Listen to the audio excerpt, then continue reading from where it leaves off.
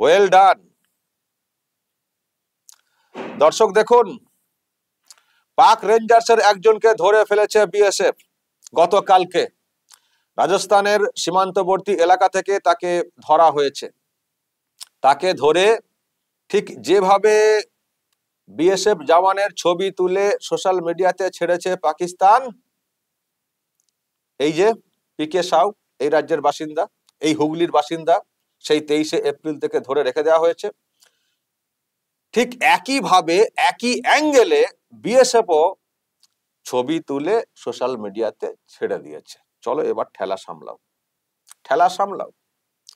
পিকে সাহেবের ছবি তুলে সোশ্যাল মিডিয়াতে ছেড়ে পরিবারকে উদ্বেগে ফেলে বিএসএফ তথা ভারত সরকারকে চাপে রাখার একটা চেষ্টা হয়েছে তো, যে এই যে আমরা ধরে রেখে দিয়েছি, মেরে ফেলবো, এবং পরিবারের লোকেরাও উদ্বেগ প্রকাশ করবেন, তারাও সরকার পক্ষকে বলবেন, বিএসএফ কে তারাও সব বলবেন, ফলে বিএসএফ বা সরকার পক্ষ চাপে থাকবে, হাত গুটিয়ে বসে থাকবে, আমাদের দিকে বেশি অ্যাগ্রেসিভ হবে না। আবার বেশি অ্যাগ্রেসিভ হওয়ার চেষ্টা করলে আবার একটা অন্য ছবি ছাড়বো বা কোনো বক্তব্য দিয়ে ছাড়বো, এরকম কিছু করবেন না, দয়া করে আমাকে বাঁচান, একটা বেশ খেলবো, একটা বেশ খেলবো। খুব তো এরকম ভাবা হয়েছিল, ঠিক আছে। বিএসএফ কি করেছে, ওরাও একটা ধরে ফেলেছে, ধরে ফেলে ছবি ছেড়ে দিয়েছে। চলো এবার ওর ওর পরিবারকে সামলাও। নিশ্চয়ই ওর পরিবারও এখন উদ্বেগে পড়ে যাবে, উদ্বেগে পড়ে যাবে। তারাও নিশ্চয়ই সরকার পক্ষকে, আর্মিকে বলবে আমাদের ছেলেকে ছাড়িয়ে আনতে হবে। চলো এবার এবার তোমরা ঠিক করো কি করবে। আমরা তো ফ্ল্যাগ মিটিং করেছিলাম ছাড়ানোর ব্যাপারে, আর এইরকম অনেক সময় হয়ে যায়। একজন জওয়ান, যেটা শুনেছিলাম দর্শক, যে একটি জায়গাতে একটু বিশ্রাম নিচ্ছিলেন, একটু রেস্ট নিচ্ছিলেন, তাকে ধরে নিয়ে চলে যাওয়া হয়েছে আমাদের এলাকা বলে।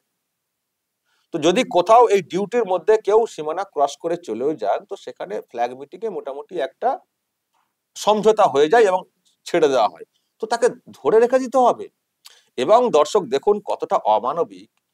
এই পিকে সাহেবের ওয়াইফ, তিনি অন্তঃসত্ত্বা, এটা সমস্ত মিডিয়া দেখিয়েছে, আশা করি ওরাও দেখতে পেয়েছে।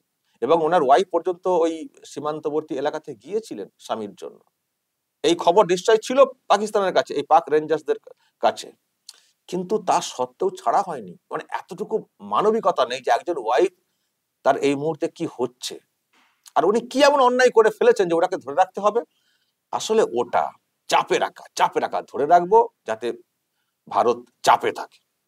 তো যখন কিছুতেই মানে কিছু হচ্ছিল না, তো বিএসএফ ওত পেতে বসেছিল, ব্যাস ধরে ফেলেছে, ধরে একেবারে কাস্টডিতে ছবি ছেড়ে দিয়েছে। এবার ঠেলা সামলাও, এবার তোমরা ঠিক করে কি করবে, এবার তোমরা ঠিক করে কি করবে। তবে গতকালকেই নাকি এই রাজস্থান এলাকাতে ফ্ল্যাগ মিটিং এর ব্যাপার স্যাপার হয়েছিল, কিন্তু বিএসএফ ছাড়েনি। ছাড়বে কি করে, সেই 23শে এপ্রিল থেকে ধরে রেখে দেওয়া হয়েছে পাঞ্জাব এলাকার ওখান থেকে, আর আমরা ছেড়ে দেবো? আমরা বোকা নাকি? এবার তোমরা ঠিক করে কি করবে। তো ফলে দর্শক এখন বেশ পাল্টা দিয়ে দিয়েছে বিএসএফ, পাল্টা দিয়ে দিয়েছে। এখন দেখা যাক এবার কি করে পাকিস্তান, এবার কি করে পাকিস্তান সেটা দেখতে হবে। খুব ভালো করেছে, খুব ভালো কাজ করেছে, খুব ভালো কৌশল নিয়েছে, পাল্টা কৌশল।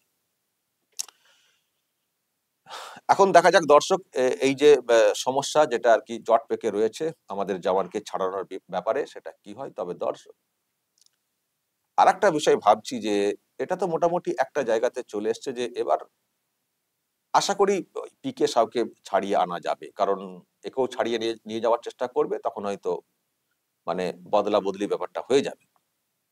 এবং সেটা হয়ে যাক, সেটা আমরা চাইবও না যে মানে দুজনকেই মানে দুপক্ষ ধরে রেখে দিক, কারণ দুটোর পরিবার রয়েছে, উদ্বেগে রয়েছে। আমি ব্যক্তিগতভাবে চাইবো যে দুজনকেই ছেড়ে দিক, একটা সমস্যার সমাধান হয়ে যাক, কারণ আমরা আমাদের জওয়ানকে ফেরত পেতে চাই। তার জন্য আমরা আমাদের যা করার আমাদেরকে করতে হবে, যে ত্যাগ করার আমাদেরকে করতে হবে, আমাদের জওয়ানের জীবন আমরা পেতে চাই। ফলে যদি এই বদলের মানে বিনিময়ে যদি হয়ে থাকে, আমি ব্যক্তিগতভাবে বলবো আমার কোনো আপত্তি নেই। এবার সেটা বিএসএফ ঠিক করবে, সেনা জওয়ান যারা আছেন তাদের বিষয়। কিন্তু আমি পিকে সাহেবের পরিবারকে দেখে যা ভেবেছি, দেখে মানে আমার খুব কষ্ট লেগেছে ওনার ওয়াইফকে দেখে। একজন অন্তঃসত্ত্বা মহিলা, আমি সেদিনই ভাবছিলাম যে কি নিষ্ঠুর রে ভাই পাকিস্তান।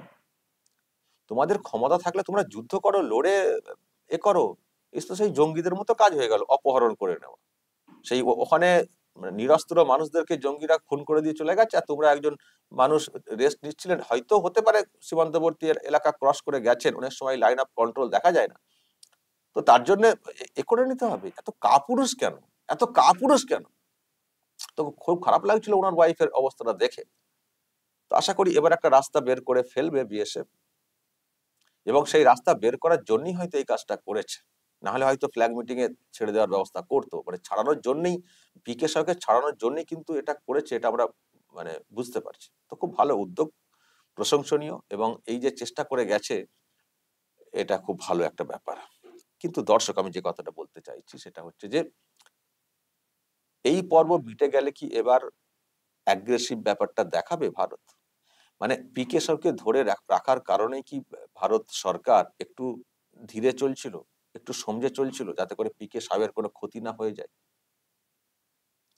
তো এখন যখন একটা রাস্তা দেখতে পাচ্ছি, ফলে এটা এই সমস্যা মিটে গেলে কি এবার ভারত অ্যাগ্রেসিভ হবে অ্যাটাক করার ক্ষেত্রে? এটাও কিন্তু দেখার ব্যাপার রয়েছে, যে সরকার পক্ষ কেন সমঝে চলছে, কেন ধীর গতিতে চলছে।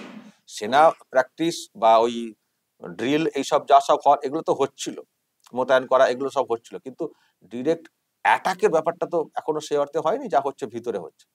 তো এই যে ধীর গতিতে চলা, অন্যান্য সব হচ্ছে, কূটনৈতিক অ্যাকশন নেওয়া সেগুলো হচ্ছে, কিন্তু এরকম মানে সরাসরি অ্যাকশনটা কেন করছিল না ভারত? তার কারণের মধ্যে কি এটাও ছিল, এই বিএসএফ জওয়ানকে ধরে রাখাটা, তাকে ছাড়িয়ে আনতে হবে আগে, যাতে ওর জীবন না চলে যায়। এইরকম ভাবে লড়াই করতে গিয়ে জীবন গেল, শহীদ হলেন, সেটা অন্য বিষয়, কিন্তু এইভাবে না চলে যায়, সেটাও কি ভাবাচ্ছিল মোদী সরকারকে? তো সেটা আমরা আরো বুঝতে পারবো এই পর্ব মিটে গেলে। তবে আমি একটা কথা আমি সেদিনই বলেছিলাম দর্শক, যে ভারত একটা অন্য মাইন্ডেড, ভারত শিক্ষিত সুশীল একটা দেশ, এরা উন্নতি দেখে, অশান্তি দেখে না। এরা ঝগড়া করব, অশান্তি পাকাবো, নাশকতামূলক কাজ করব, কার পেছনে লাগবো, এই ব্যাপারটা করে না ভারত। শিক্ষিত সমাজ, শিক্ষিত দেশ, সেই জন্য শিক্ষার নিরিখে ভারত অনেকটাই এগিয়ে, এবং দেখবেন বিশ্বে যত বড় বড় সংস্থা আছে তার মাথাতে বসে গেছেন ভারতীয়রা, শিক্ষার যোগ্যতার নিরিখে। এটা তো কেউ অস্বীকার করতে পারবেন না। পারবেন? বাংলাদেশে যারা আছেন দেখছেন, পারবেন অস্বীকার করতে ভারতীয় লোকজনদের অবস্থান গোটা বিশ্ব জুড়ে? তো ভারত শিক্ষা এবং উন্নতি এগুলো ভাবে। তো আমি বলেছিলাম যে ভারত কি ডিরেক্টলি যুদ্ধে যাবে? কারণ ভারতের ইকোনমি এই মুহূর্তে যেভাবে গ্রোথ করছে, এগোচ্ছে, এটা একটা বিরাট ব্যাপার। এখনই 4 নম্বরে চলে এসছে বিশ্বে, আর পাকিস্তান সেখানে 44 নম্বরে ইকোনমি, এবং যেটা মনে করা হচ্ছে যে খুব দ্রুত 3 নম্বরে উঠে চলে আসবে, 3 নম্বরে জার্মানির উপরে চলে আসবে ভারত খুব দ্রুত। তো যখন এইরকম একটা সম্ভাবনা রয়েছে, এবং যুদ্ধ করলে পাকিস্তানকে শেষ করতে আর কি লাগবে, শেষ হয়তো হবে, কিন্তু আমাদের খরচও তো হবে। তো ডিরেক্টলি খরচ করে যুদ্ধ করে পাকিস্তানকে শেষ করার পথে হাঁটবো, নাকি কূটনৈতিক সিস্টেমে অনেক রকমের আমাদের হাতে রয়েছে বিষয়টা, সেই সব দিয়ে জব্দ করবো? এমনিতেই দর্শক দেখতে পাচ্ছেন কিভাবে জব্দ করে দেওয়া হয়েছে, পাকিস্তান ছটকাচ্ছে কার্যত। তারপরে পাকিস্তানের অন্দরে দ্বন্দ্ব রয়েছে প্রচুর, এমনিতেই পাকিস্তান টুকরো টুকরো হয়ে যাওয়ার একটা সম্ভাবনা রয়েছে। তো সেখানেও কূটনৈতিক কৌশল অবলম্বন করা যেতে পারে। ফলে কি কোন পথে হাঁটবে, ডিরেক্ট যুদ্ধ করে শেষ করব, নাকি কূটনৈতিক কৌশলে হাঁটবো অথচ আমাদের ইকোনমি ঠিকঠাক থাকবে, সেই পথ কোনটা? তো আমার কথা মনে হয়েছিল যে ধীর গতিতে চলার ক্ষেত্রে হয়তো ইকোনমিটাও ভাবাচ্ছে ভারতকে, মোদী সরকারকে, যে যুদ্ধ করলে তো আমরা তো একটা ব্যবস্থা করতেই পারি, কিন্তু তার যে ক্ষতিটা, তার যে জেটটা পড়বে আমাদের, সেটাকে সামলাতেও তো একটা সময় লাগবে, এবং আমরা যেভাবে এগোচ্ছি, অনেক বিনিয়োগকারী বিনিয়োগ করতে আসছে, যুদ্ধের পরিস্থিতি তৈরি হয়ে গেলে তারাও হয়তো খানিকটা থমকে যাবে। তো এইগুলো কি ভাবাচ্ছে মোদী সরকারকে? অথচ নরেন্দ্র মোদী পরিষ্কার বলে যাচ্ছেন যে যারা সন্ত্রাস এসব করেছে তাদের বিরুদ্ধে আমরা সবক শেখাবো, সেটা হয়তো করা হবে, সার্জিক্যাল স্ট্রাইক করা হবে, ঘাঁটিগুলোকে ভাঙার চেষ্টা হবে, সেটা হয়তো হবে, কিন্তু ডিরেক্ট যুদ্ধে কি যাবে ভারত, এই প্রশ্ন দর্শক আমার মধ্যে ছিল।